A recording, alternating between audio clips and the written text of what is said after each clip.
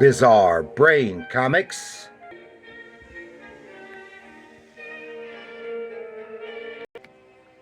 Hello, my comic book friends, and welcome to Bizarre Brain Comics. I'm Gary, your host, and this is where I like to take a look at some older comics, talk a little bit about the characters and creators, and examine the stories and the art.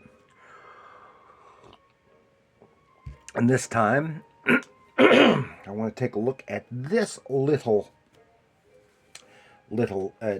gem right here. This is the Eradicators #1 from Silverwolf Comics. This is from 1986. And you might say, what's Silverwolf Comics? Well, I actually talked a little bit about it before. I'm not sure if it was what the title was that I was using. Actually, I think that was under the Greater Mercury title. Masthead. It's the Eradicators #1, 1986 Silverwolf Comics. Written by Christopher Silver and drawn by Ron Lim. And Silverwolf was a small startup publisher, just one step above Power or Outlaw Comics, as some people call them. They're mostly self-published because Silverwolf was created by Chris Silver, and he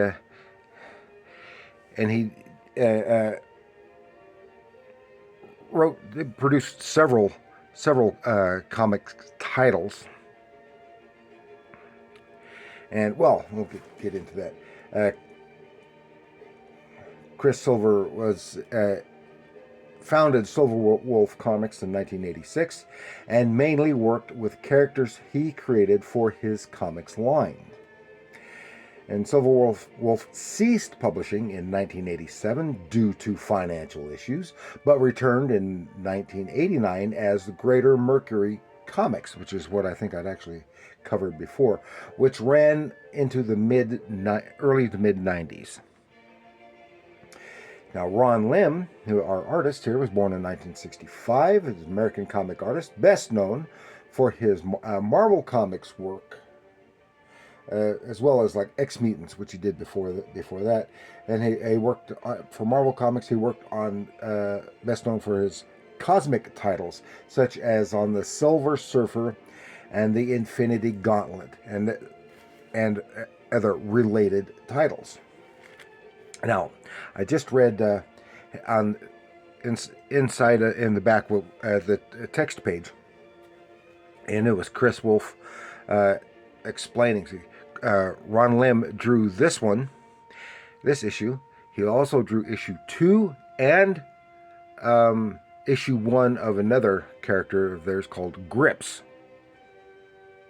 which I think was a dumb name, and he was basically a Wolverine swipe ripoff. And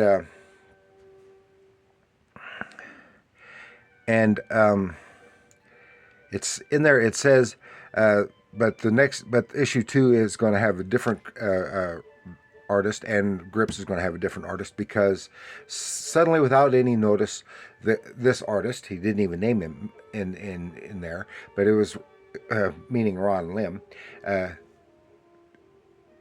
took off. He apparently went to another publisher, or I presume he went over to doing the X-Mutants for, I can't remember, was it Eclipse first? I can't remember. And then lost my train of thought. Oh, and took the artwork for those 2 issues with him and would not release them, and gave no reason. But I don't know, but I would suspect the only reason he would do that would be non-payment, because the Silverwolf masthead was only lasted less than a year,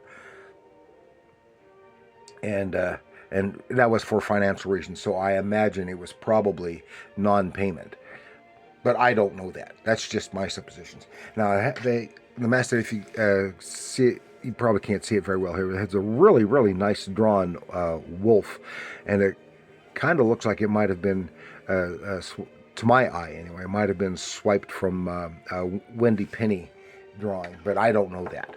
That's just kind of looks that way to me. Okay, Eradicators, science fiction, superhero-y, adventure stuff. But I do have to say, now you have this is probably Ron Lem's first or nearly first published work. So it's very early in his career, and that's one of the reasons why I say it's not quite professional quality yet, but it's not bad at all. But his legs here got ridiculously long, and they're the lower legs of these figures here, even over here, but not as much here. But it's not that noticeable, and it's very easy to do. I've done the exact same thing myself many times and didn't notice it until later.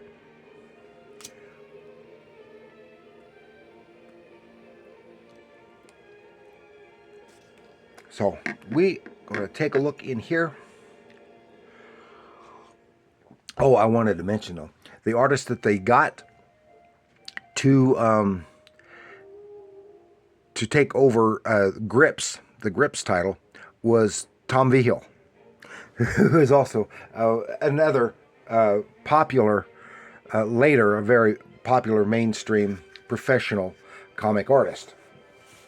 So these guys, this was very early in their career, and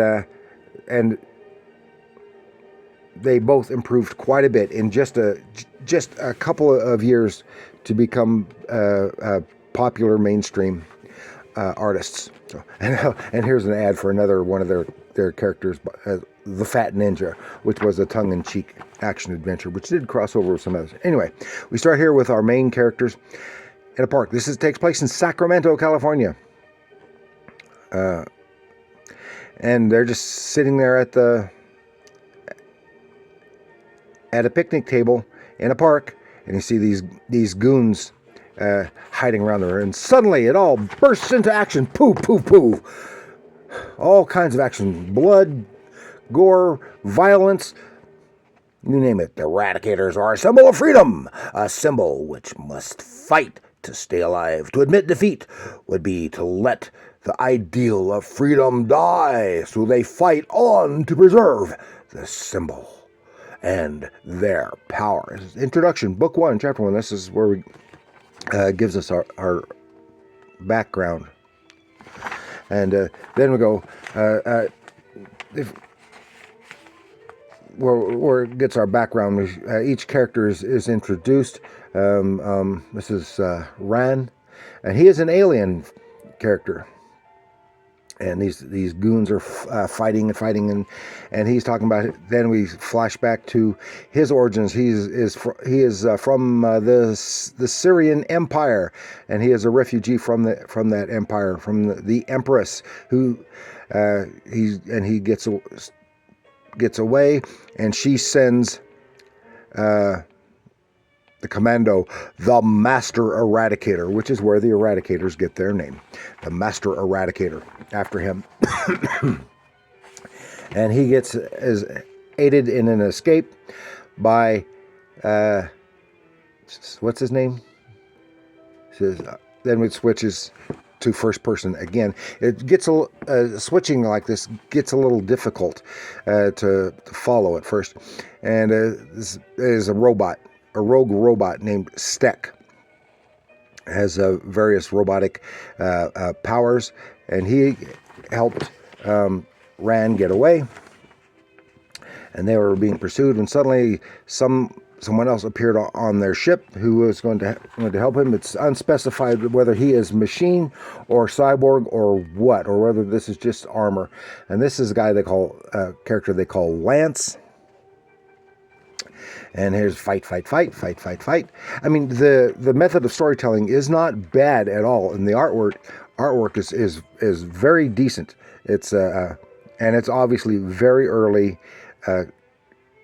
right on the cusp of professional, I think. All the dialogue captions, all the lettering is typeset,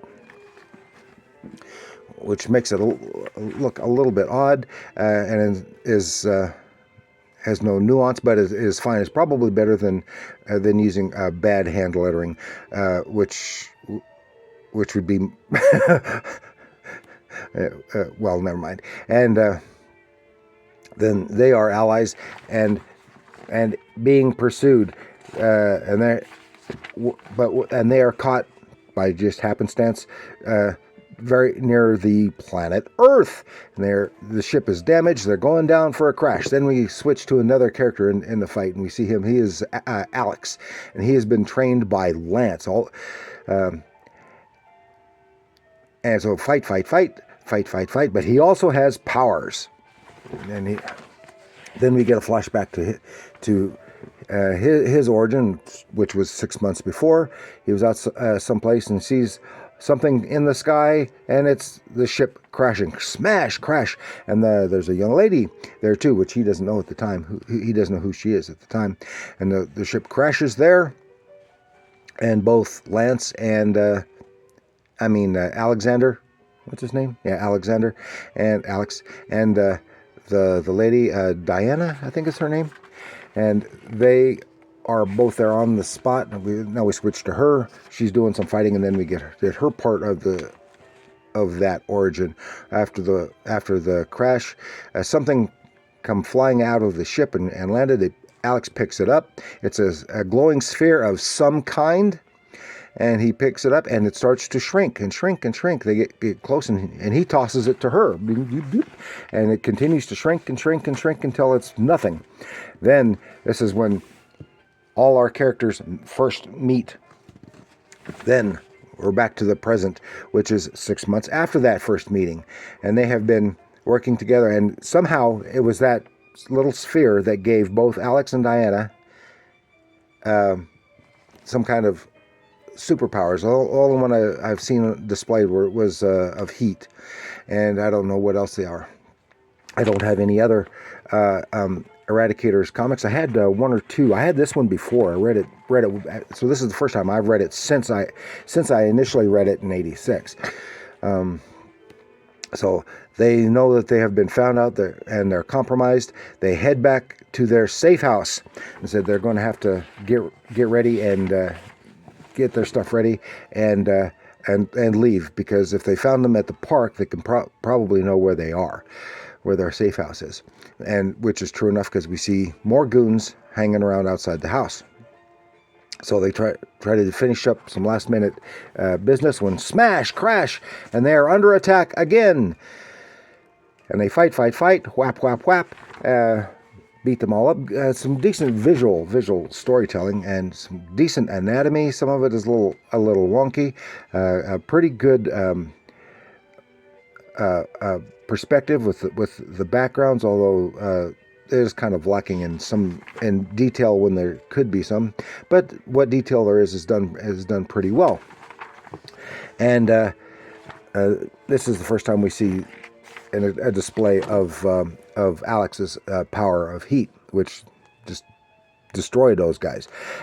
Then we get our first impression of the Eradicator, the Master Eradicator. And he goes, "Damn, failure, I detest failure," is his goons are reporting that they have failed. Meanwhile, our stalwart group is continuing their gathering up their belongings so that they can abandon this safe house. Now, as I said, I remembered it.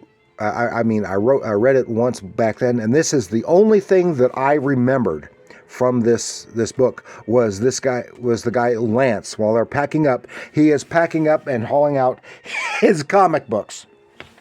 So while he's hauling his comics out of the house, some dialogue and everyone talking. But that's when the Master Eradicator says, "I'll have to do it myself." Hey, that sounds familiar. So that's when the Master Eradicator hits. Boom! And there goes Lance's comic book collection. Boom! And Lance is kind of taken out. And then, dun dun dun, just as he's about to confront the rest of the Eradicators, it is the end of this chapter. Next Battle Royal, when the Master Eradicator goes head to head with the Eradicators in Stax Dimension, Book 1, Chapter 2. And said, I guess it was planned a 12-issue storyline for initially. I don't know how much they completed. But that's a fun little blip in comic book history. And Silverwolf, I don't know why that's so difficult to say. Silverwolf Publishing doing these titles. I used to have some issues of Grips too, and if I ever come across some again, I'll have to delve into that. So thank you for joining me. Please like, share, subscribe, leave your comments down below, and let me know what you have to say about the Eradicators or any other Silverwolf titles that you may know. Have you seen this or any other titles? Do you remember this publisher at all? Because I kind of like to pick up some of these little unusual bits. So let me know what you have to say. And remember, comics are art.